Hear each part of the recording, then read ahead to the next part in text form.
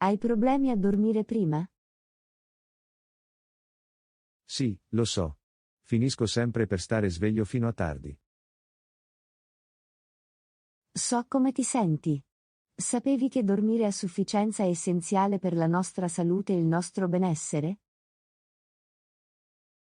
Questo non lo sapevo. Quali sono alcuni modi per dormire prima? Bene, evitare caffeina e alcol prima di andare a dormire può aiutare, oltre a creare una rilassante routine prima di andare a dormire. È bello saperlo. Ho letto che anche la luce blu dei dispositivi elettronici può influire sul nostro sonno. È vero? Sì, lo è. La luce blu dei dispositivi elettronici può sopprimere la produzione di melatonina, un ormone che regola il nostro ciclo sonno-veglia. Wow, non ne avevo idea. Quali sono alcuni modi per ridurre l'esposizione alla luce blu? Puoi usare app o occhiali con filtro a luce blu o semplicemente evitare di usare dispositivi elettronici prima di andare a dormire. Grazie per i suggerimenti. Li proverò e vedrò se funzionano per me. Nessun problema, è importante dare la priorità al nostro sonno e assicurarci di riposare a sufficienza.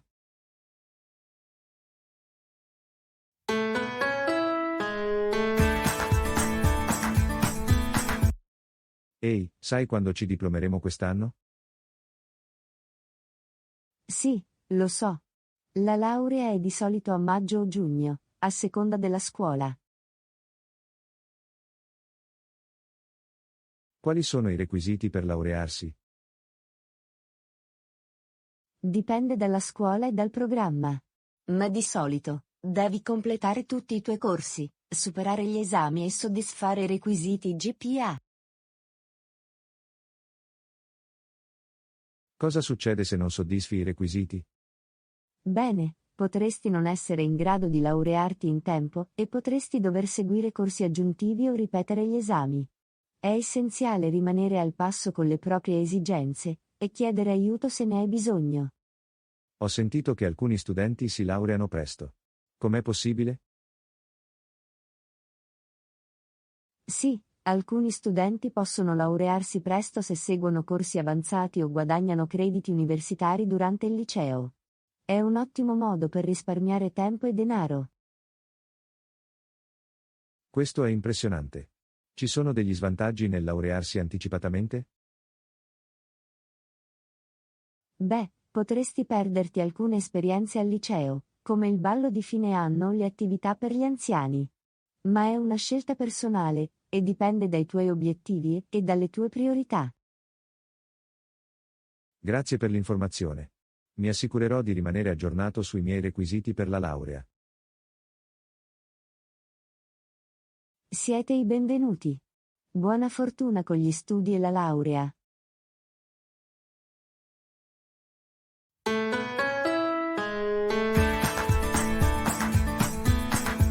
Ehi, ti sei mai chiesto come spediamo i nostri prodotti al magazzino e ai clienti?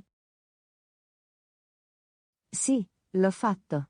È una parte essenziale delle nostre operazioni commerciali. Sicuramente.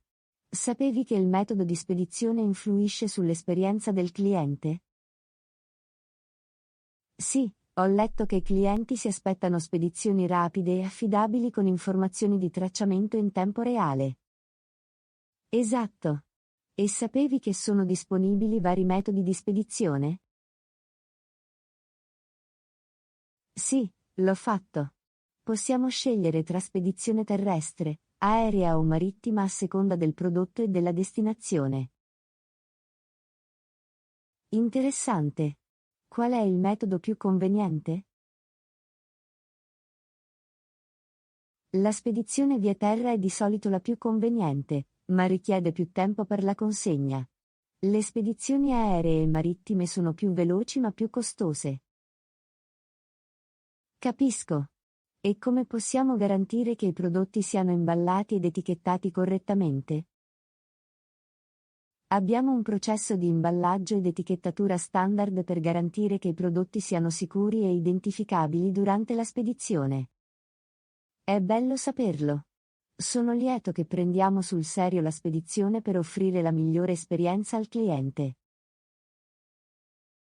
Sì, è una parte essenziale delle nostre operazioni aziendali, e ci impegniamo sempre per migliorarla.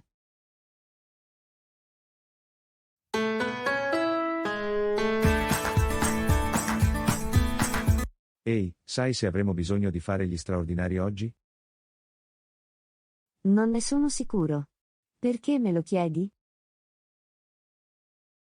Voglio solo sapere se devo apportare modifiche al mio programma. Capisco. Sapevi che a volte è necessario fare gli straordinari per rispettare le scadenze e garantire il successo del progetto? Sì, ma sono preoccupato per il mio equilibrio tra lavoro e vita privata. Fare gli straordinari non influirà su di esso? Può, ma è importante ricordare che il lavoro straordinario può anche portare a un avanzamento di carriera e a un aumento della retribuzione. Questo è un buon punto. Ma come facciamo a sapere quando è necessario il lavoro straordinario? In caso di scadenze ravvicinate, emergenze impreviste o aumento della domanda, potrebbe essere necessario il lavoro straordinario per far fronte al carico di lavoro. Capisco. Esistono leggi o regolamenti che limitano la quantità di lavoro straordinario che un dipendente può svolgere? Sì, ci sono. Negli Stati Uniti, il Fair Labor Standards Act richiede ai datori di lavoro di pagare gli straordinari ai dipendenti non esenti che lavorano più di 40 ore in una settimana lavorativa. Grazie per l'informazione.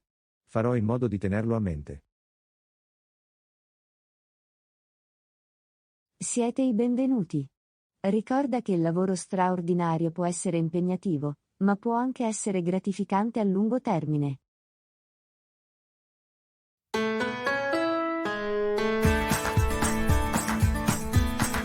Ehi, hai pensato di prenderti una pausa dal lavoro questo fine settimana? Non lo so, ho così tanto lavoro da fare. Sapevi che il sovraccarico di lavoro può portare al burnout e alla riduzione della produttività? Davvero? Questo non lo sapevo.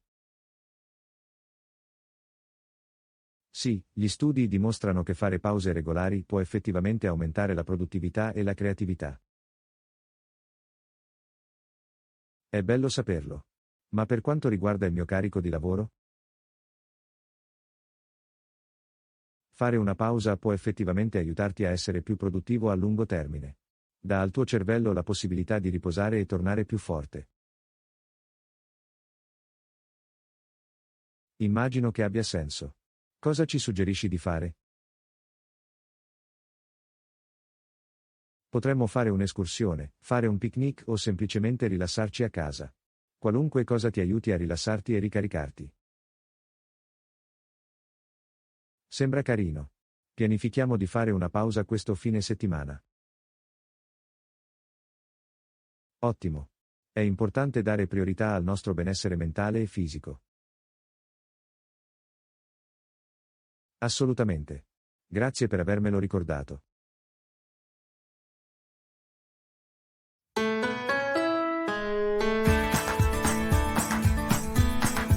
Ehi, vuoi fare un'escursione su un'alta montagna domani? Certo, sembra divertente. A quale montagna stavi pensando? Stavo pensando al Monte Everest. È la montagna più alta del mondo. Fai sul serio? Questa non è un'escursione, è una spedizione. Ok, stavo scherzando. Ma sapevi che fare escursioni in alta montagna ha molti vantaggi? Tipo cosa? Bene, l'escursionismo migliora la salute cardiovascolare, rinforza i muscoli e riduce i livelli di stress. Inoltre, la vista dall'alto è mozzafiato.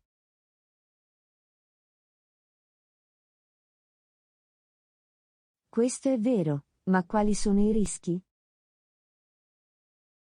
Ottima osservazione. Fare escursioni in alta montagna può essere pericoloso, soprattutto se non si è preparati. È importante allenarsi in anticipo, portare l'attrezzatura adeguata ed essere consapevoli del mal di montagna. Mal di montagna? Che cos'è quello? Il mal di montagna si verifica quando il corpo non riceve abbastanza ossigeno ad alta quota, causando sintomi come mal di testa, nausea e affaticamento. Può essere pericoloso per la vita se non trattato.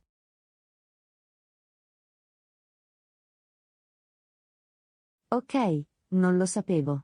Grazie per la dritta. Nessun problema. Ricordati solo di prepararti e di essere consapevole dei potenziali pericoli e ti divertirai moltissimo a fare escursioni in alta montagna. Lo farò, grazie.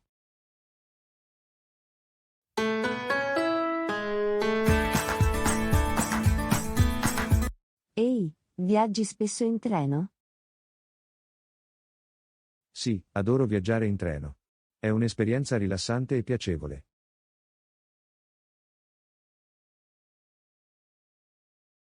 Non l'ho mai veramente considerato. Quali sono i vantaggi del viaggio in treno? Beh, per prima cosa, è più ecologico che guidare o volare. I treni producono meno emissioni e consumano meno energia per miglio passeggero.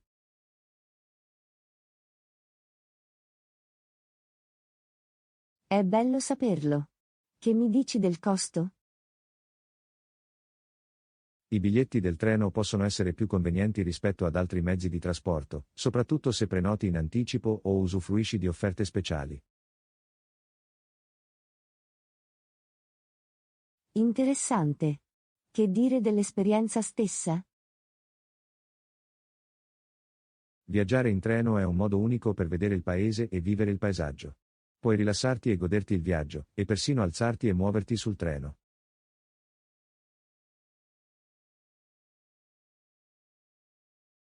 Wow, sembra un ottimo modo di viaggiare. Hai qualche consiglio per chi viaggia in treno per la prima volta? Certo, porta snack e bevande, porta un libro o qualcosa per farti divertire e alzati e sgranchirti le gambe di tanto in tanto.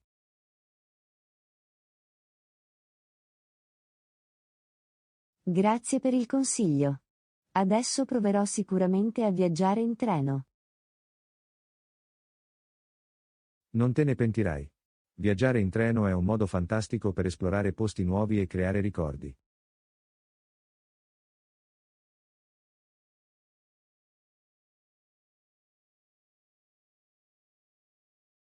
È da tanto che non ci vediamo. Come stai? Sto bene. Sono passati anni dall'ultima volta che ci siamo visti. Lo so, vero? Sapevi che la frase da molto tempo che non ci si vede esiste dal 1800? Davvero?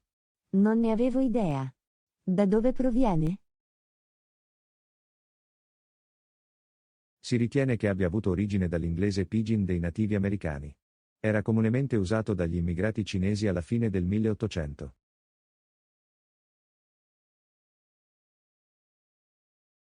Questo è affascinante.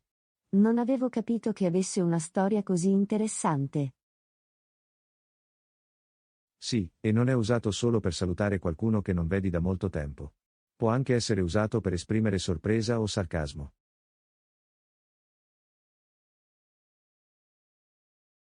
Oh, tipo da molto tempo che non ci si vede quando si vede qualcuno ogni giorno? Esattamente. O quando vedi qualcuno che non ti piace davvero e dici è da tanto che non ci vediamo con un tono sarcastico. Ah, ora ho capito.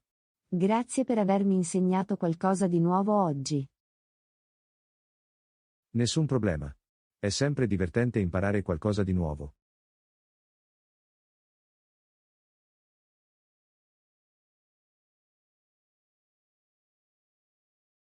Ehi, hai mai avuto problemi con i progetti di gruppo? Sì, può essere difficile lavorare in gruppo e ottenere un punteggio elevato. Ho letto che una comunicazione efficace è fondamentale nei progetti di gruppo. Sì, è vero. Una comunicazione chiara aiuta a evitare malintesi e garantisce che tutti siano sulla stessa pagina. Che dire della gestione del tempo? Anche la gestione del tempo è essenziale. Stabilire scadenze e creare una pianificazione può aiutare a mantenere il progetto sulla buona strada. Ho anche sentito dire che l'assegnazione di ruoli e responsabilità può aiutare a distribuire il carico di lavoro. Sì, esatto. L'assegnazione dei ruoli garantisce che tutti contribuiscano e che il carico di lavoro sia distribuito equamente. È un ottimo consiglio. Hai altri consigli? Collaborare su un documento condiviso, utilizzare strumenti online e dare e ricevere feedback sono anche strategie efficaci per il successo dei progetti di gruppo. Wow, questi sono ottimi consigli. Li terrò sicuramente a mente per il nostro prossimo progetto di gruppo. Sono contento di sentirlo. Una gestione efficace dei progetti di gruppo può fare la differenza per ottenere un punteggio elevato.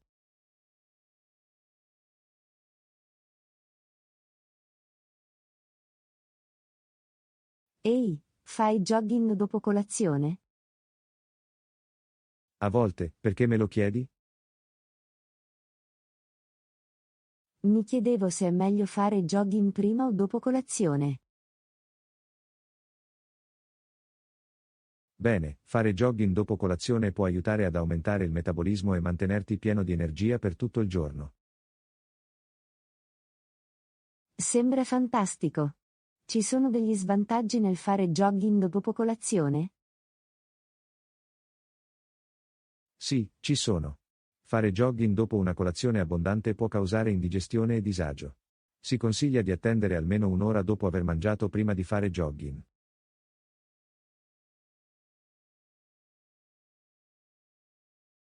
Interessante. Che ne dici di fare jogging prima di colazione?